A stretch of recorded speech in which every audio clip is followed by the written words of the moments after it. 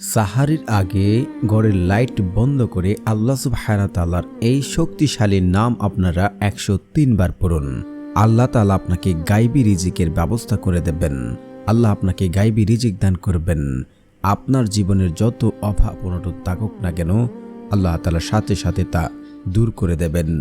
আজকের এই আমল করে ব্যর্থ হয়েছে এমন রূপ আপনি খুঁজে কখনই পাবেন না, কারণ আজকের আমলটি খুবই গুরুত্বপূর্ণ এবং খুবই ইম্পর্টেন্ট একটি আমল। যারাই আমলটি করে তারাই ফলাফল পান। আজ পর্যন্ত কেউ ব্যর্থ হয়নি। বহুবার পরীক্ষিত আমল। আপনার জীবনের মনের যত কঠিন আশাই হোক না কেন, আল্লাহ তাআলার কাছে চাইবেন, সাথে সাথে আপনার দোয়া কবুল হবে ইনশাআল্লাহ। আপনার জীবনে যত ঋণই থাকুক না কেন, আল্লাহ সুবহানাহু ওয়া তাআলা সেই ঋণ পরিশোধ করার ব্যবস্থা করবেন। শুধু আপনাকে নিয়মটা ফলো করে তারপর ভালো করে আমল করতে হবে, তাহলে আপনার দোয়া দ্রুত কবুল হবে। আর যদি ভিডিওটা টেনে টেনে দেখেন, তাহলে আপনার দোয়া কবুল নাও হতে পারে, কোনো পয়েন্ট মিস করে ফেলবেন। তাই বলছি, না টেনে সম্পূর্ণ ভিডিও দেখার অনুরোধ রইল। যারা এখনও চ্যানেলটি সাবস্ক্রাইব করেননি, দয়া করে চ্যানেলটি সাবস্ক্রাইব করে পাশে থাকবেন। রিজিকের মালিক আল্লাহ সুবহানাহু ওয়া তাআলা, তিনি যাকে ইচ্ছা তাকে অটল ধন সম্পদ দান করেন, যাকে ইচ্ছা তাকে লক্ষ লক্ষ টাকা দান করেন, আবার যাকে ইচ্ছা তাকে কোনো কিছুই দান করেন না, পরীক্ষা করেন। রিজিকের মালিক আল্লাহ সুবহানাহু ওয়া তাআলা, তার কাছ থেকে চেয়ে নিতে হবে। কিভাবে চাইলে আল্লাহ তাআলা আমাদেরকে গায়বী সাহায্য করবে, কিভাবে আল্লাহ সুবহানাহু ওয়া তাআলা আমাদের ধন সম্পদ দান করবেন, এই সকল কিছু আল্লাহ রাসূল সাল্লাল্লাহু আলাইহি ওয়াসাল্লাম আমাদেরকে শিখিয়ে গেছেন। কারণ আল্লাহ রাব্বুল আলামিনের কাছে কোনো কিছুর অভাব নেই। শুধু আমরা সঠিকভাবে না চাওয়ার কারণে আমরা ফলাফল পাই না। আমরা সঠিকভাবে চাইলে আল্লাহ তাআলা আমাদের চাওয়া কখনোই অপূর্ণতা রাখবেন না। আল্লাহ তাআলা পবিত্র কুরআনে বলেন, উদউনি আস্তাজিব লাকুম, তোমরা আমাকে ডাকো, আমি তোমাদের ডাকে সাড়া দেব। আল্লাহ তাআলা আরও বলেন, তোমরা আমার কাছে দোয়া করো, আমি তোমাদের দোয়া কবুল করব। আল্লাহ সুবহানাহু ওয়া তাআলা এই সমগ্র পৃথিবীতে যা সৃষ্টি করেছেন, নদী, নালা, পাখি, পর্বত, যা কিছু আছে সব কিছু আল্লাহ তাআলা সৃষ্টি করেছেন বান্দার গোলামি করার জন্য।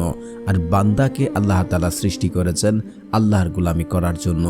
আল্লাহ তাআলা আমাদের জন্য সকল কিছু সৃষ্টি করেছেন। আল্লাহ তাআলা আমাদের রিজিকের ব্যবস্থা করেন। আপনাকে এমনটা বিশ্বাস করতে হবে, যে ব্যক্তি আল্লাহর উপরে ভরসা করে, আল্লাহ তার জন্য যথেষ্ট হয়ে যান। আর আল্লাহ যদি কারো জন্য যথেষ্ট হয়ে যায়, তার জীবনে কি লাগবে? অভাব অনটনে আছেন, আল্লাহ আপনার জন্য যথেষ্ট। আপনার জীবনে ঋণে রয়েছেন, আল্লাহ আপনার জন্য যথেষ্ট। আপনার জীবনে যা কিছুই লাগবে, আপনি যদি আল্লাহর উপরে ভরসা করতে পারেন, বিশ্বাস করতে পারেন, আল্লাহ আপনার জন্য যথেষ্ট হয়ে যাবে। সূরা তালাক আয়াত নাম্বার 3-এ রাসূল সাল্লাল্লাহু আলাইহি ওয়াসাল্লাম বলেন, যদি তোমরা আল্লাহর উপর যথাযথ ভরসা করতে পারো, তবে আল্লাহ তাআলা তোমাদেরকে পাখির ন্যায় রিজিক দান করবেন। পাখি সকালে ক্ষুধার্ত অবস্থায় বাসা থেকে বের হয়ে যায় এবং সন্ধ্যায় উধার ভর্তি করে ফিরে আসে। মুসনাদে আহমদ অধ্যায় নাম্বার 1 হাদিস নাম্বার 30, তিরমিজি শরীফের হাদিস 2344 নম্বর হাদিস। তো আমরা যদি আল্লাহর উপরে তাওয়াক্কুল করি, বিশ্বাস করি, আল্লাহ আমাদের জন্য যথেষ্ট হয়ে যাবেন। শুধু তাই নয়, আল্লাহ রাব্বুল আলামিনের কাছে যদি সঠিকভাবে চাওয়া যায়, আল্লাহ তাআলা আপনার সকল চাওয়া পূর্ণ করবেন। আপনি এই পর্যন্ত যা দোয়া করেছেন, সব দোয়াই আল্লাহ তাআলা কবুল করেছেন, যদি আপনি সঠিক নিয়ম এবং সঠিক পদ্ধতি মেনে দোয়া করেছেন। দোয়া আল্লাহ তাআলা 3 ভাবে পূরণ করে থাকেন।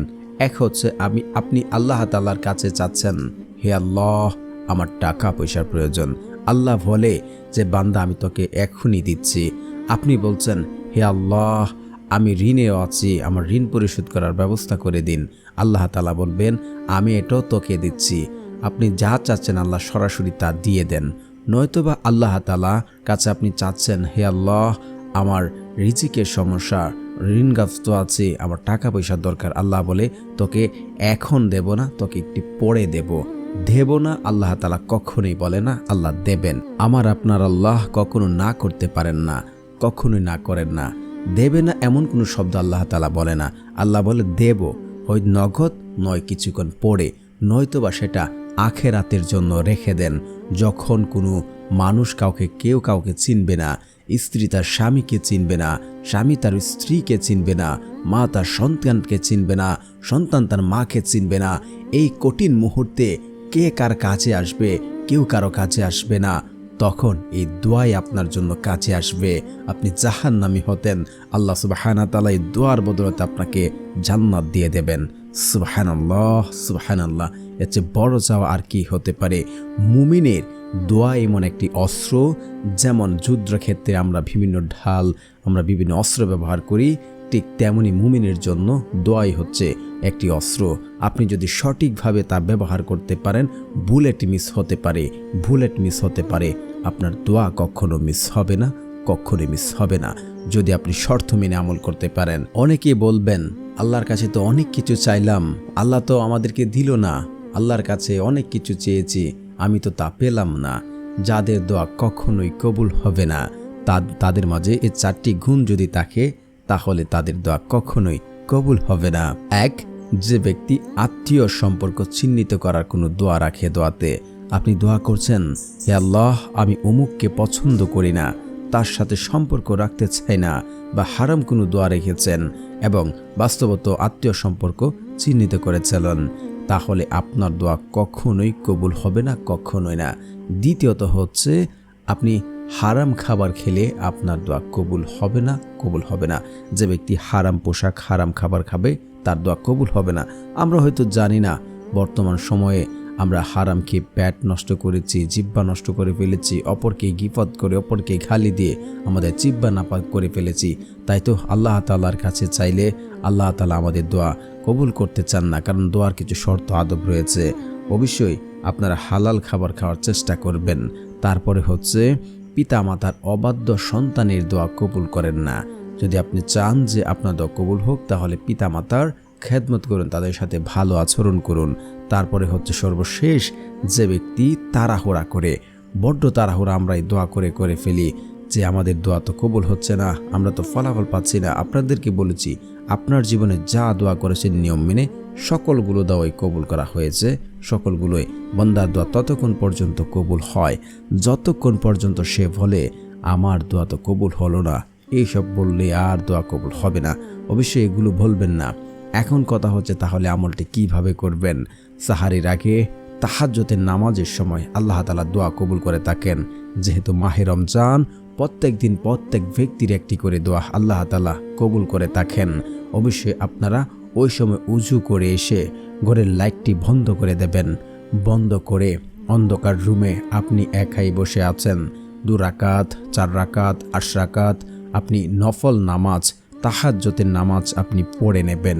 পড়ে আপনি বসবেন। বসে একই এবং বিশ্বাস রাখবেন যে আপনার দোয়া কবুল হয়েছে। আপনি যদি বিশ্বাস করেন, তাহলে আপনার দোয়া 100% কবুল হবে। কারণ বিশ্বাস না করার উপায় কি? আল্লাহ সুবহানাহু ওয়া তাআলা পবিত্র কোরআনে সূরা মুলকে বলেন 21 নম্বর আয়াতে, যদি কেউ আল্লাহকে বিশ্বাস না করে, তাহলে আল্লাহ তাআলা বলেন, এমন কে আছে যে তোমাদেরকে রিজিক দান করবে?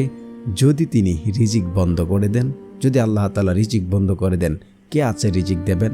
আল্লাহ সুবহানাহু ওয়া তাআলা উত্তম রিজিক দাতা। তো অবশ্যই বিশ্বাস রাখবেন, আপনার দোয়া কবুল হবে। আল্লাহ দোয়া কবুল করছে, আল্লাহ আপনার কথা শুনছে।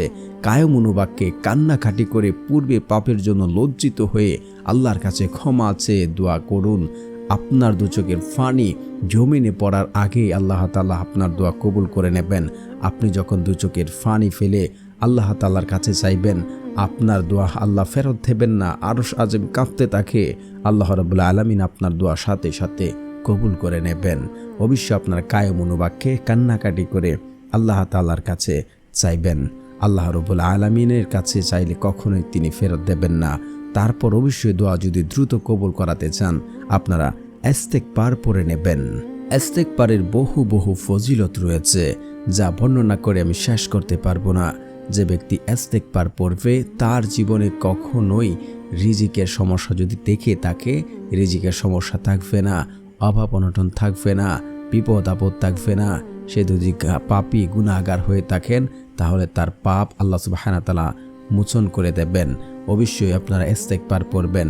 শুধু তাই নয়, ইস্তেগফারকারী ব্যক্তির জীবনের অভাব অনটন তো দূর করবেনই, তাকে এমন জায়গা থেকে এমন উৎস থেকে রিজিক দান করবেন যা সে রাখার জন্য জায়গা পাবে না এবং সে কল্পনাও করেনি এমন জায়গা থেকে রিজিক দেবেন।